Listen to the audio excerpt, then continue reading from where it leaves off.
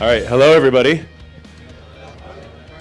Thank you very much for having me here today and for taking the time to come and listen about how to build a business on mobile applications. I would love to know before I start, how many people in the room are currently working on a mobile application of some sort? Cool. How many of you guys are independent developers? How many of you work for a company and you're here representing that company?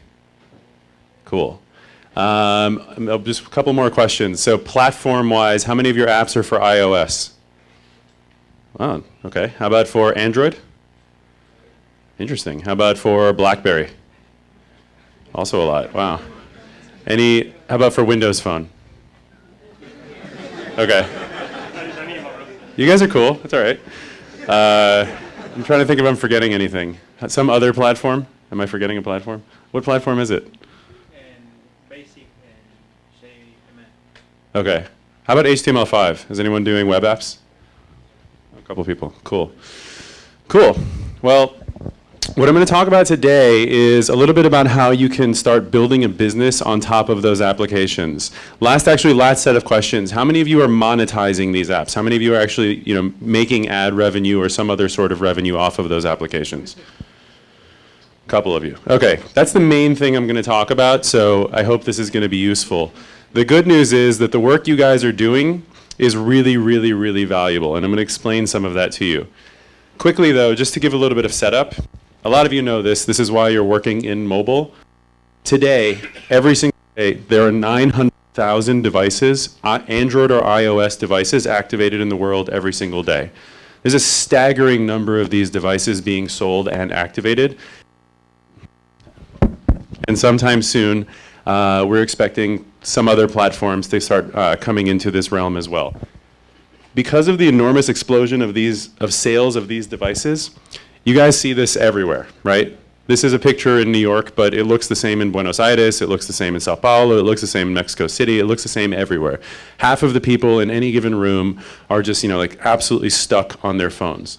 These devices are becoming much more engaging, they're becoming much more powerful. It's literally a supercomputer in your pocket at all times that allows you to play games, watch movies, interact with your social networks, read the news, check the sports scores, check the weather. You can do anything you can do on the internet through your phone now. On top of that, data plans are constantly getting much, much cheaper. Every single month, there's a reduction in the price for an all-you-can-eat data plan. So we're seeing this enormous explosion in usage. A couple of interesting global statistics showing just how big of a deal this is becoming around the world. You guys know Angry Birds, right? Everyone knows Angry Birds? Okay. So globally, 125 years of the game Angry Birds are played every single day. I don't know if that's a good thing about our society or not, but it shows that and they are monetizing it really well. It shows just how big of a deal mobile is becoming. I mean, can you think of an online game? There's a few online games that, like World of Warcraft and stuff like that get a ton of usage. Rovio, put Angry Birds on the market like 2.5 years ago, and it's a casual game, right? So it shows how different mobile is as a platform from online and actually how much bigger it is. Another example is mobile YouTube. There are 200 million videos viewed on mobile YouTube every day. Mobile YouTube is actually the second largest video site in the world. The first largest video site is YouTube, then comes mobile YouTube, then comes Vimeo and Hulu and everything else after that. So mobile is an enormous, enormous platform. It's actually, and this is not an overstatement at all, it's actually the fastest growing technological shift that we've ever seen in the history of the world. So in terms of adoption, in terms of growth of usage, in every possible way, the mobile internet is right now growing about 10 times faster than the original internet grew in the 1990s. So you remember how fast the internet happened in the 1990s. It was pretty fast. This is happening a lot faster, and it's actually going to be a lot bigger. There are 5 billion mobile phones in the world compared to only 2 billion internet connections. So there's about to be an extra 3 billion people on the internet for the first time through a cell phone. So this is an enormous thing you guys are all taking part in, and we're only at the very first part of it. It's about to be so much bigger, and it's going to happen really, really, really fast. So this is the part about making money. So the red line here is ad requests in the Admob network. So to give you a quick overview, Admob is an ad network that it was purchased by Google about 1 year ago. The way it works is that applications and mobile sites sign up inside of Admob, and that allows us to put advertisements inside of those sites and applications. Because we're putting advertisements inside of these sites and applications, we can see how big they are. We can see how much traffic they get. The red line here represents traffic globally inside of the Admob network since the beginning of 2000, or since July 2009. So you can see huge, huge, huge growth in traffic. The part that should be interesting to you guys is the blue line.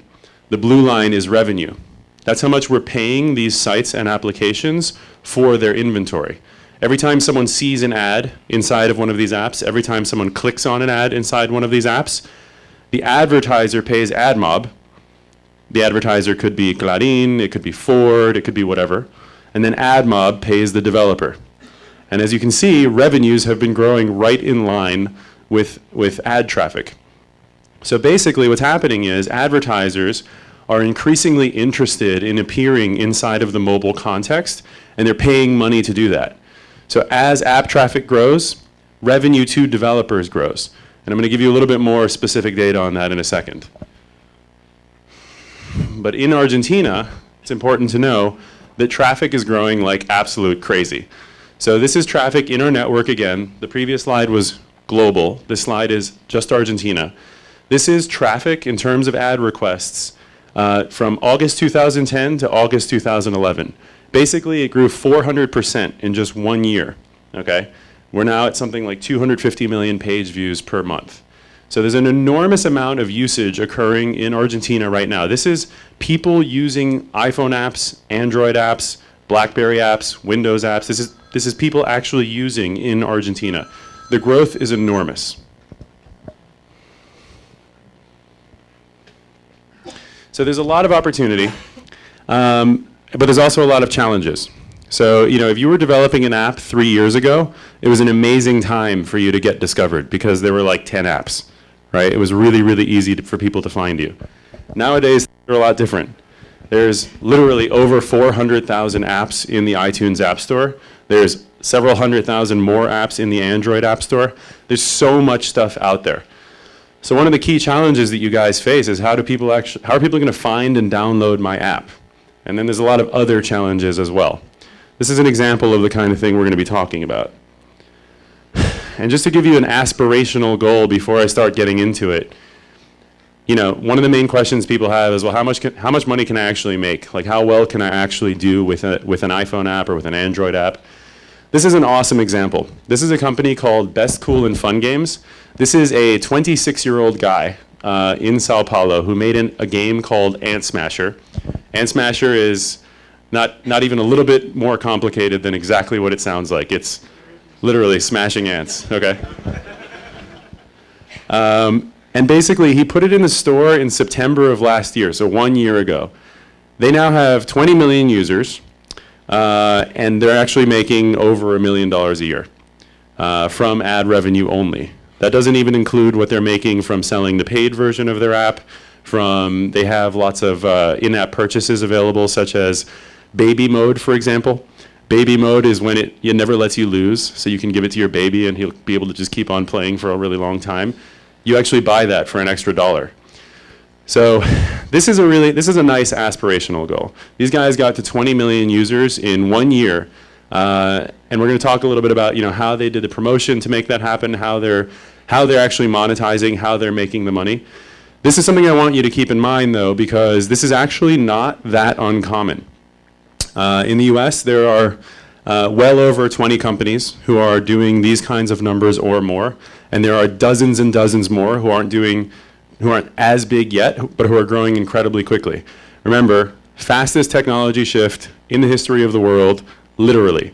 So there is a ton of room for more people to play in this space. It's growing exponentially every single year. The three things we're going to talk about then are promotion. So how do you actually promote your app? How do you get it out there so that people find it? Earning. So what are the different ways you can make money including the easiest way to start making money right now. If you have any traffic at all, you can be making money like today. And then measurement. Measurement is a critical piece of this pie, and I'm going to explain that a little bit more towards the end. First, a quick note on platforms. So I showed you earlier the two bars showing growth in Argentina. This is another way of looking at it with a couple of different months actually broken out. One thing I want to point out is WAP. So WAP is, you guys know what WAP is, right? WAP is the, okay, everyone knows what WAP is. Okay. So WAP is still an important contributor. There's no doubt about it. The majority of devices out there are still WAP devices, meaning they don't have a full-featured internet browser. But the vast majority of traffic is coming from iPhone and Android right now.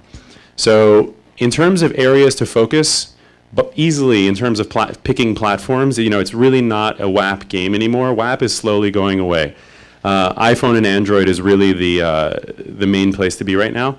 We believe that, you know, very soon with the deal between Windows and Nokia, you know, that might become an important platform sometime soon, the Windows Phone platform. But right now, by far, you know, we see the vast majority of traffic coming from iPhone and Android. So it's certainly a very good place to get started. One thing that we heard from Best Cool and Fun Games is that typically the way they approach things is they'll actually develop something for Android first as a way to test whether or not it's a good concept. Because there's in the iTunes market, you have to wait 2 weeks while they approve your application. So you actually lose a development cycle, and you might lose 2 weeks on something, you know, that turns out not to be very good. So the way they actually do it is they develop first for Android just so they can put it in the store and see how people react to it, see if it's a good concept. And once they've validated that it's a good concept, then they spend the time to put it in the iTunes App Store. That's just one approach. I mean, you could go iOS only, you could go Android only, you could go Windows Phone only, you can do whatever you want. That's just one approach. Also, good to know that iPad is currently a small piece of the overall pie, but it actually is growing faster than this chart makes it look. iPad is also a really interesting place to potentially get a competitive advantage in the near term.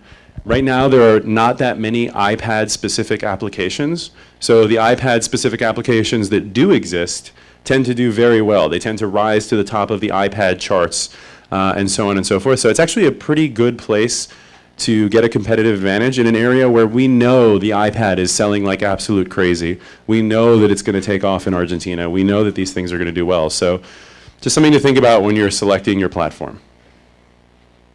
So promotion. Again, 400,000 apps in the store. It is really, really, really hard to get found. The way that most people find applications in the store, most consumers, is they go into the App Store on their phones. They're not doing it on their computer generally. They're actually doing it on their phone. They hit top 25, and they see what's there. Sometimes they hit next 25, and they see what's in the top 50, and then sometimes they hit it again. That's the way that 99% of apps are found. So basically, if you're not in those top, 100, let's call it, it's going to be very, very hard for users to find you. So you have to start using alternate ways of getting found. You can't just put yourself in the store and expect to get a ton of downloads. We talked to plenty of developers who are getting under 20 downloads a day in the App Store. That can be drastically different. At the top of the store in Argentina, people are getting well over 1,500 downloads a day. So this is a challenge. And we're going to talk about some of the ways that you can get past it. So a few ways to get discovered. Obviously, the first thing is to focus on your concept and to execute really, really well. Best Cool and Fun Games tells us some interesting stuff about what they do to make sure they have a decent concept. They like to say, look, you shouldn't be developing for what you think is cool. You should be developing for what the market actually wants. It might be totally different from what you think is cool. Whatever takes off might be totally different. So what they do is they iterate really fast. They don't wait until they've been developing for 6 months and they have their masterpiece, which they think is awesome. But I mean, what if you're the only one who thinks it's awesome, right? So what they do is they iterate really quickly. They put it in the store. They see how people react to it. Are people downloading it? What are they doing? Are they playing with this feature? Are they playing with that feature? What exactly are they doing with it? And then they iterate really fast based on that. So don't waste a ton of time, getting to that perfect thing, because the only way you're going to find out what's perfect is by learning what the market actually wants. What do they choose to download and use? The second thing is it's got to be free. A lot of people, is that a question? How do you get to know what the market wants? Put your app in the store, see if people download it. If people are downloading it, How do you tell which features do they like? analytics. So for example, you can put Google Analytics inside of an application. Actually, one very funny thing that Best Cool and Fun Games does is when they want to test a new feature, instead of building the new feature, they put a fake button for that feature inside the app, and then they use analytics to find out how many people click on that. If no one clicks on it, then they're like, oh, no one wants that feature, we're not going to build it. And if a lot of people click on it, they're like, oh man, everyone wants this feature, we should build it. So analytics is something I'm going to talk about in the last section, which is measurement. But really the point is, get your concept into the app stores. See if your concept is successful before you spend tons and tons and tons of time on it. And then once you are confident that you have a good concept, you can sort of move along to some of the other things that I have on here. So most people don't download paid apps. And the reason you want to start with a free version is there's lots of reasons. But the main thing is you don't want to create any barrier whatsoever to someone trying your app. If your app is paid, it just makes it that much less likely that someone is going to try it for the first time. If it's free, there's no reason why someone can't just, give it a try, right? And then later on, you can figure out ways to monetize them. So one of the things that you were just asking about is in-app purchases. We're going to talk about this in the earnings section. But give away your app for free. The only way your app viral, the only way your app can become If that happens again, I'm just going to stop using this microphone. The only way your app can become viral is if it's easy for it to spread around. It's not easy for a paid app to spread around. There are other ways to make money, but one of the main things we're learning is that your app, if you really want to get it out there, if you really want big distribution, it's got to be free, at least at first. Building a brand matters. So lots of people build great functionality, but then they don't think about branding very much. They put it in the store, and they don't work on having, for example, a very attractive icon. They don't work on having a very good description in the App Store. You do have to think about marketing. You're going up against, again, 400,000 other apps. So everything from how likely it is for someone to download it that first time to how likely they are to keep coming back to it. I mean, just on people's phones, people have dozens and dozens and dozens of apps.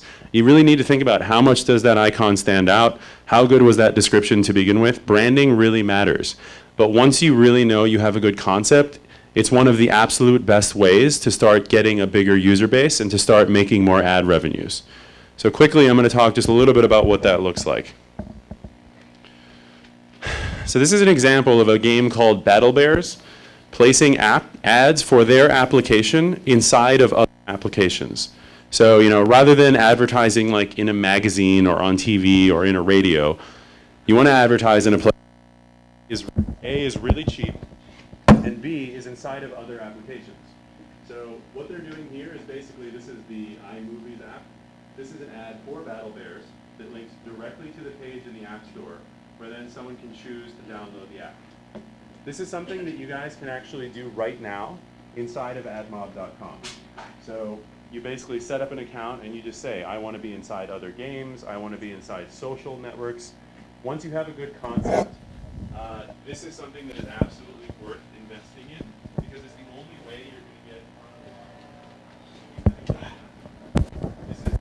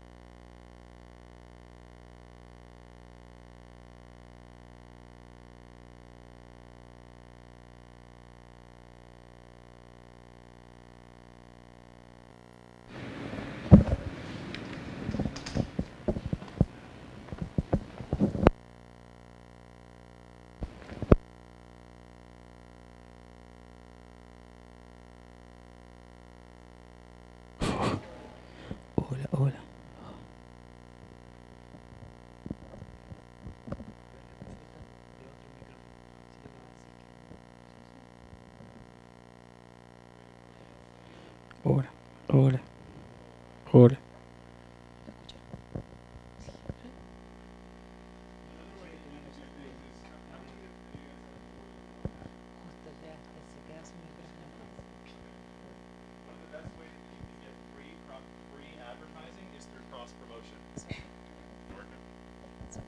Okay, let's see if this works now. All right. House ads. So basically, this is an example of a publisher called Backflip Studios in the United States. They have an app called Strike Night.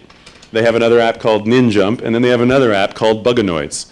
And basically what they're doing is, they have a bunch of users for Strike Nights, and they have a bunch of users for Ninjump.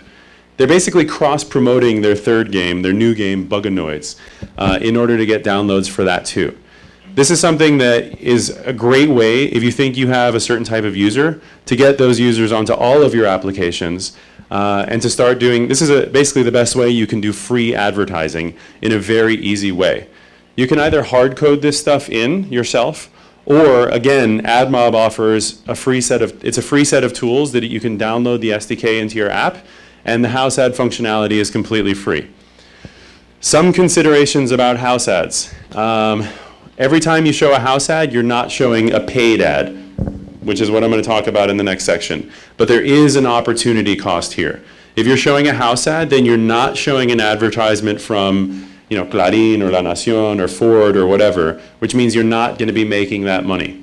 On the other hand, you might be getting a download of your application. So you do need to think about the opportunity cost of doing house ads. One thing that Best Cool Fun Games does is they basically use a ton of house ads every time they're launching an app. So when they were launching Bunny Shooter, another extremely simple game that sounds exactly like it is exactly what it sounds like, they basically ran a ton of house ads for Bunny Shooter inside of Ant Smasher, and then inside of Ant Smasher they went right back to paid ads so they could keep on making money. And basically the idea is exactly like before, except with your own inventory. Instead of having, app A and then having app B, basically go through the exact same progression, you're trying to leverage the users from your first app in order to get more users for your second app. And that's one thing that house ads are really, really good for. Earning. There are a lot of ways to earn money. There are paid downloads, which is one thing that we talked about as not being a great idea for just right at the beginning. There's the freemium model. Freemium is when you have a free version of your app and a paid version of your app that has additional functionality. So a lot of people just go the route of saying, look, pay for a paid version of the app. You already like this app. You got it for free. You've started to really enjoy it. If you want the next 10 levels, buy the paid version. If you want no ads, buy the paid version. Say it's like a city guide. We give you all the restaurants for free, but if you also want hotels, buy the paid version. And the idea is, with your free version, you get the user. You get the user to see your functionality. You get the user to understand what is good about your application and get excited about it and want more. When they already want more, and the only way to get them to want more is with a free offering, then you should be able to get a good number of those people, if you have a good product, to actually pay for an extra level of functionality. In-app purchases are another example of a revenue stream. I mentioned one earlier, which was baby mode in Ant Smasher. You see it a lot in games. People, you can buy a special weapon that'll help you beat a level, like that sort of thing. This is an example of in-app purchases. And then finally, advertising. Advertising is another area where we can help you directly. The nice thing about advertising is that you can install it literally today. It'll take you an hour maximum. The thing that's great about advertising is that you basically can create a revenue stream that allows you to focus on developing. A lot of developers are not yet at the stage where they're thinking about business models, right? They're thinking primarily about, how do I make a good application that people want to use? And frankly, that is the right area for you to be focusing on. You should be focusing on that. What advertising lets you do is continue to focus on that by having a revenue stream right now. So that's the part I'm going to talk about because, again, it's the area where we can help directly. Basically, the way advertising works is, someone opens up your app, someone's using your app, they'll see ads. Ads come from a network like Admob. And every time a user clicks on an ad, you basically make money, okay? That's the simplest possible version of how this works. And what I want to explain, this is something that a lot of developers don't realize. What I want to explain is why this works so well. So basically, like I mentioned earlier, advertisers are spending a lot of money in order to be on mobile. So I also talk to advertisers, and when I go show them I show them that first slide where people are in New York, and there's like 125 years of Angry Birds, right? These advertisers start to realize, wow, like everyone is on their mobile phones right now. I'm spending money on TV, I'm spending money on billboards, I'm spending money on radio, I'm spending money on magazines, but I'm not spending any money on mobile yet. Like, what am I doing? These advertisers are beginning to realize that if they want to be where the user is, guess what? There's only one, I'll figure this out in a second. There's only one possible way to reach people that is literally on them 24 hours a day, right? Your phone. This is the only device that people have on them 24 hours a day. For example, we see that mobile usage rises in the nighttime hour, like at 11:30 p.m. People are playing with their phones while they're watching TV. The commercial comes on, people don't want to watch commercials. People, play a quick level of Angry Birds or something like that. And then the TV starts again, and then they keep on watching the TV. Another reason we're seeing that is because people literally use their phones in bed. I hate to admit it, but I play Angry Birds in bed before I go to sleep. You too. So literally, think about it if you were Volvo. Like, I want to reach people all the time, right? I want to make my Volvo brand very strong. The only way to reach people at certain times of day and in certain contexts is through mobile advertising. So these guys are spending a lot of money now to be advertising on mobile. And who creates the places where people go on mobile? You guys. You guys own that space. So the developers making over $100,000 per year has quadrupled since 2009. Developers are creating the most valuable asset for advertisers, which is eyeballs. If you make a game that people like to play, if you make a social application or a reference tool or a utility of some sort that people are using a lot, that is one of the most valuable things that someone can have, that an advertiser can have. So the point I'm really trying to make is you're creating something of enormous value. The slide I'm about to show you is the type of ad unit that these advertisers are buying, okay? So from your perspective, you want to think of this as, if I have an app and I'm using Admob to have ads, this is the kind of thing that my users might see.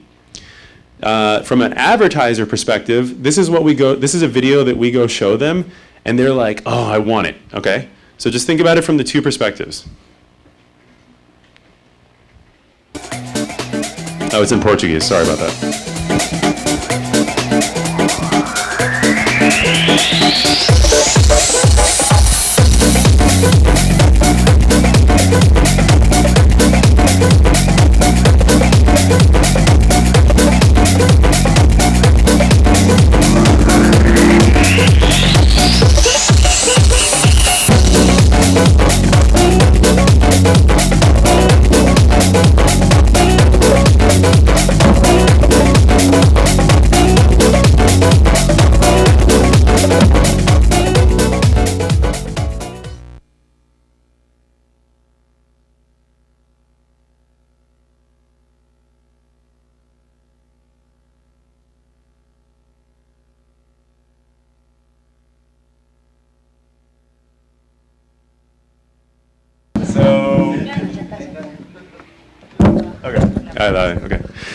Okay, so basically, when we show this, I'm sorry, I hope that wasn't all too distracting while you guys were trying to watch the video. When we show this to companies, they're like, that's amazing, I want that right now, okay? You just saw an example of Samsung showing an advertisement to a mobile user in which they could have the user watch a commercial, in which they could have the user go to their Facebook thing and maybe give a like. They're willing to pay a ton of money for that. In which they could go to a little page to read more about that type of device. And then they went straight back to the application. That's incredibly valuable to Samsung. Samsung is paying a lot of money for that. That money goes directly through to you. Okay? So I can't encourage you more to make mobile. It's hugely in demand. So, just to quickly give a little bit more information about how this works, just for your knowledge. This is basic math from basic ad network math, okay? So you're gonna have an application, right? And you're gonna create a certain number of page views per month or per day or whatever. Usually for every single page view, you're gonna request an ad. You're gonna say, hey Admob, I have an ad, I have a person looking at my app right now, I need an ad. And actually one thing I'll say here is that a lot of developers worry that by putting ads inside of their application that their users are gonna hate them and then they're not gonna use the app anymore. Actually, what we see is that just like on the internet, people expect that when something is free, that it's gonna have ads. So really, if you're tasteful and you're careful about where you put your ads, there will be no problem. The places where we see problems are when people put really annoying ads, like in the wrong places.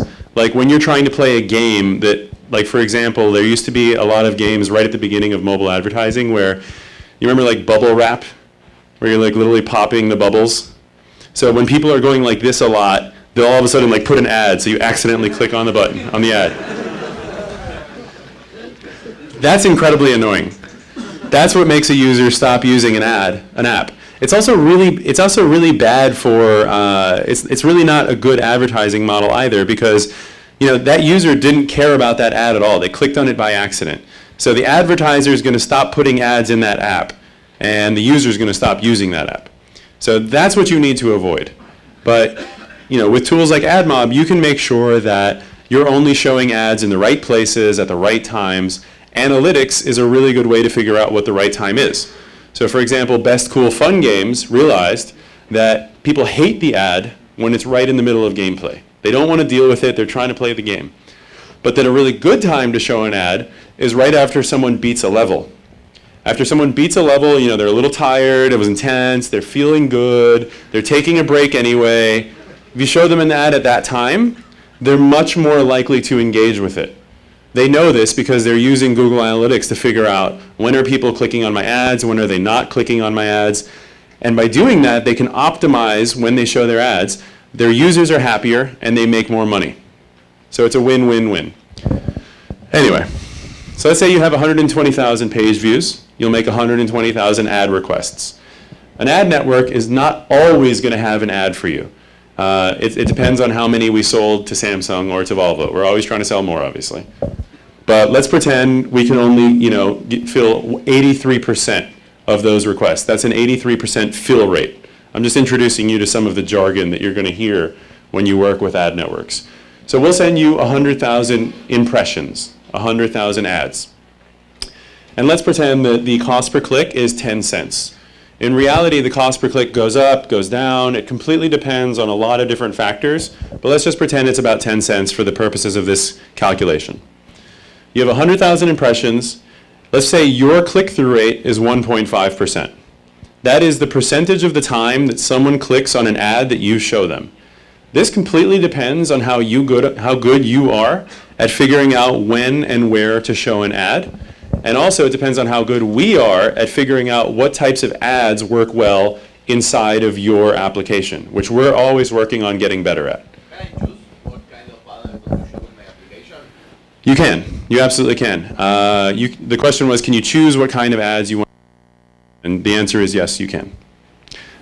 In general, we recommend to start off by seeing all kinds of different ads because what we're going to do is realize in your application, game ads work the best. In your application, car ads work the best. In your application, some other type of ads work the best. We have all kinds of crazy algorithms and systems that figure that out. But yeah, if you really don't want like your main competitors to be able to advertise on your app, then yes, you can absolutely exclude them. So let's say your click-through rate is 1.5%. Then you've made 1,500 clicks. If the CPC, which is the cost per click, it's supposed to say 10 cents, which is what it says up there. If it's 10 cents, then you'll make 150 bucks. Okay? So this is a brief introduction to how the math of ad networks works. In terms of figuring out how much you can actually make, this is a simplified calculation of that. So let's say that, and this is again something that you learn through Google Analytics or another analytics package. Let's say your average user goes through, in the lifetime of your app, uses your app about 20 times. Okay, hopefully you'll be able to keep them coming back and they'll always use your app, but let's just say the average is 20, because some people use it 1,000 times and some people use it 1 time. Okay, so let's pretend the average is 20. And on average, people do 5 page views per session. Hopefully you can get them to do more page views, but maybe you can't. You're going to be able to show about 100 ads to every user that you are ever able to acquire. Let's say that your eCPM, which is another way of measuring what your ad network is paying you, is $1.50. This means how much money you make for every 1,000 ads you show. Then on average, per user, you're making 15 cents here. Okay? So if you have 1 million users, you're going to make $150,000. And your main ways of influencing how much you make are more users and more page views. So in this example, if you have 1 million users, you'll make $150,000. If you increase this from 5 to 10 page views, if you can get the user to stay inside your app, if you increase this to 10, then you're going to make $300,000. Okay? So the main things you can do to make more money are more users and more engagement, meaning more page views. And actually, one of the things that we've seen that ads do is they give developers a huge incentive to make better applications. If a user is spending more time inside of your application, it means it's better, right? It means you're providing more value. You're doing something that they want to do more of. Either you're giving them enough information and they just want to keep on getting that information, they're having a lot of fun, they're talking to their friends, whatever it is, whatever value it is you provide, the more you can do that, the more money you'll make from advertisements. So try to get a lot more users and try to get them to use your app a lot more, and the money will follow. Last section is on measurement. A lot of developers only follow numbers of downloads. This is really, really, really easy, right? Like, you can go into the Android market, you can go into the iTunes App Store. It's very easy to figure out how many downloads you've had. It's important to know how many downloads you've had, but it's actually not going to help you make any business decisions, right? Like, the only thing it's really going to help you with is, are people downloading this at all? And actually, one of the things that we've seen that ads do is they give developers a huge incentive to make better applications. If a user is spending more time inside of your application, it means it's better, right? It means you're providing more value.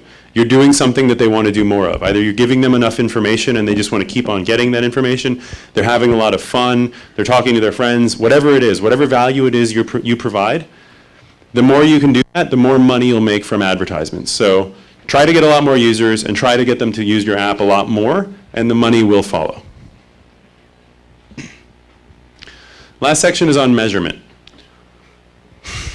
A lot of developers only follow numbers of downloads. This is really, really, really easy, right? Like, you can go into the Android market, you can go into the iTunes App Store. It's very easy to figure out how many downloads you've had. It's important to know how many downloads you've had, but it's actually not going to help you make any business decisions, right? Like, the only thing it's really going to help you with is, are people downloading this at all? But other than that, you can't make too many decisions based on the knowledge of downloads. You need a lot more complex information about your application. And that's why analytics packages are so important. There are lots of packages. Google Analytics is one of them. Should I try it? Okay. You can install it inside of your application, And you can start learning things like, where are people actually spending time inside of the application? So for example, am I spending all of this time, developing level 10 inside of my game? Like I just spent a week making level 10 amazing, but actually no one can get past level 3, right? Like that's the kind of thing that you can't know without analytics. I love the example of what Best Cool Fun Games does, right? They'll, literally do that fake button thing, but pretend it wasn't fake, right? A lot of developers think, this is what I was talking about at the beginning with developing something not that you think is cool, but that the market is going to want. You might have 5 features inside of your application, and you think that feature 1 is going to be the hit, and you don't really think about the other ones. In reality, feature 1 might be worthless. Nobody uses it, and you just have to give up on it at that point, right? Feature 5 might be the one that everyone wants to use. So the only way you're going to get that kind of insight, the world is full of examples of businesses who are trying to do one thing, and then they realized, oh my God, actually what everyone wants is this other thing that I didn't even really think about. The only way you can find that out about your application is through analytics. The other reason it's really important is for figuring out where your downloads are coming from. The idea of this slide is that, there's tons of potential customers out there. There's people who are in the App Store. There's people who are seeing your house ads. There's people who are seeing your paid ads. There's all these different sources. The only way you can know, the people who became customers, the only way you can know where they came from originally is through analytics. You can figure out, okay, these people, every time I spend money to advertise inside of other games, I get a ton of users. Every time I spend money to advertise inside of social apps, it doesn't work. The only way you're going to be able to figure out where is the right place for me to be investing and spending my time to get new users is, again, through analytics. Really can't understate the importance of analytics. All of the critical decisions, the critical business decisions you need to make, basically you really can't make without analytics. It's a super easy thing to do, guys, in terms of installing. It'll take 1 hour to put in an ad network to start making money, 1 hour to put in Google Analytics, and the payoff will be enormous. So just in summary, promotion, once you have the right concept, then if you really want to start getting more users, the best ways to move forward are with paid advertising as well as house ads. In order to earn money, the way you can start right now with whatever traffic you have is through an ad network. It'll allow you to start earning some money to be able to finance ongoing development of your app, ongoing development of your idea. As you grow, as you get bigger, then you can start thinking about other monetization models like freemium, like in-app purchases, and so on. Just remember, the best way you can make more money from an ad network is more users and more page views per user. That's how we're going to be able to pay you money. And then the last thing is make sure you're tracking your performance. Put in an analytics package. It doesn't have to be Google Analytics. Put in whatever you want. Just make sure you have one. This website is a really good resource to be able to learn a lot, to be able to see more detail on a lot of the things that I talked about, as well as to see lots of case studies. So this website has plenty of examples of developers and who have been very successful, and it has them saying how they did it. Okay, so I strongly recommend checking out this website. It's a really good resource that you can use on an ongoing basis. I'll leave this on screen because everyone seems to be taking pictures of it. And that's it for me, guys. So any questions? Yeah, does Admob work with mobile web applications? What platform? HTML5. So the question is whether Admob works with mobile web platforms such as HTML5. The answer is yes, we do. We do. So it's the difference between if you have an application, the way that you can make money with Admob is by installing an SDK into your application. If you have a mobile site, it's a code snippet that you include in the site code. Question? Would you recommend using sites like Mobclicks that integrate Admob and other sites? So the question is, do I recommend using sites like Mobclicks, who are basically, Mobclicks is a mediation layer that allows you to use not just Admob, but also lots of other ad networks as well, so that you have many ad networks paying you at the same time. Here's my answer. If people only use your application inside of Argentina, then it's probably not worth it, because Admob is the only network with any scale in Argentina right now. But if you have global distribution, then absolutely. You can be making more money if more ad networks are competing for your inventory. So if you have distribution in the US, you have users in the US, you could be making money not just from Admob, but also from iAd, also from Millennial, also from all kinds of other networks. So that's one thing to consider if you have international distribution. The other thing to consider is if you have a lot of traffic yet. If you don't have very much traffic yet, it's not worth the hassle of installing something like MobClicks. It's easier to just put in one network and just let it be. You don't want to start doing all this crazy optimization, which takes a lot of time, until you have enough inventory to justify the effort. Would that increase the fill rate or fill-in rate or something like that? Yeah, so one of the question is, would what I just discussed with MobClicks increase the fill rate? Absolutely. One of the key benefits of mediation is that it gives you 100% fill. Because if ad network A doesn't have an ad for you, ad network B or C or D or E will. I work developing in-house applications. Can I use Google Analytics to track feature usage? In-house meaning? I have internal clients in my company. Yes, okay, so any application at all can use Google Analytics. So you don't need ads. No, you do not need to have ads in order to use Google Analytics. Absolutely not. Anyone can use Google Analytics.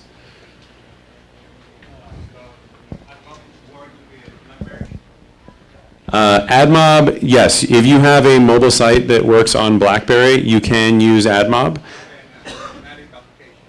So the native applications for BlackBerry, we don't explicitly support them, but you actually can use our code in order to monetize a BlackBerry application. It's not that we are against it, we just don't have an adapter specifically for BlackBerry, but we have, I know tons of BlackBerry apps who use the Admob code. So yes, you can. Guys, rather than take more questions, because some people are leaving, I would love to talk to people who are developing interesting mobile applications and just talk about your business. So I'm just going to stand right up here. Please, I saw the other question. Please just come ask me. I don't want to hold people. I would love to talk to you guys. So come, let's swap cards, let's talk, let's keep in touch by email, that sort of thing. I'll be right here. Thanks everyone for your patience.